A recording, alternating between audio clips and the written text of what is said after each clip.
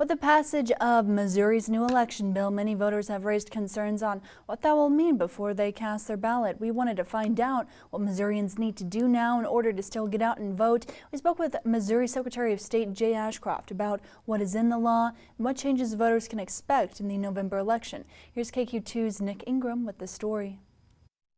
New rules for Missouri voters will go into effect on August 28th after Governor Mike Parson signed House Bill 1878 into law in June. Changes to mail-in ballots, absentee voting, and requirements for acceptable photo IDs are all included in the new law. So what has changed for voters, and what do they need in order to cast a ballot? To begin, mail-in ballots. That was started in 2020, and the idea there was that because of the COVID disease, we wanted to make sure that people felt safe voting, and the legislature said for the 2020 election, they actually put an end point on it where it ended in December of that year. The COVID portion is no longer operative, so we just removed it from the law since it wasn't operative anyway. Voters can still vote absentee that can be mailed in. However, those ballots need to be notarized with an acceptable excuse. On the envelope for the ballot, it will have a place for you to fill in the reason why you're voting absentee, and it will list the allowable reasons, and it will tell you whether or not you need it notarized based on which reason you sign. Those who wish to vote absentee can either go in person to vote or can request an absentee ballot from their local election authority. This includes in-person, no excuse absentee voting starting 2 weeks prior to the election. So if you just want to go do that in person, you can go down. If not, you can go ahead and send in an absentee ballot request form to your local election authority.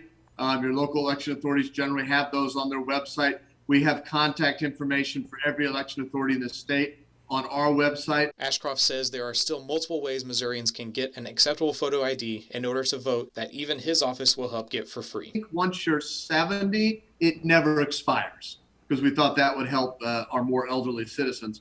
But not only will we get the ID for free, but you may need a birth certificate in another state, be unable to afford that. You may need, it's more common with females to need a marriage certificate because maybe their name changed or divorced, you name it. Even if a registered voter cannot get a hold of an ID, they can still vote with a provisional ballot. People should know if they don't have that ID, they'll still be allowed to file a provisional ballot, which under the law is mandated to be counted if you meet all the legal requirements. And of course, for that, they just check your signature on the outside of the envelope with one of the signatures they have on record. Critics of the new election bill say that this will cause more restrictions and access to voting, but Ashcroft disagrees. I guess my first question would be, what does it restrict? We increased who can vote absentee. We added no excuse absentee voting. Who have we restricted? What I like to say is, if you don't even know that the law changed, but you show up and you're registered, you'll be able to vote. You don't even have to know what the law is. Register and show up, you'll vote. Reporting, Nick Ingram, KQ2 News. Ashcroft wants to remind voters that these changes go into effect on August 28th and will not interfere with the Missouri primary. Secretary of State says the best way to check your registration status is by contacting your county election officials, but it can be found on the Secretary of State's website as well. Ashcroft also said that if anyone has any questions regarding the upcoming changes, to contact his office at 573-751-4936 to talk to a live representative or visit their website at sos.mo.gov.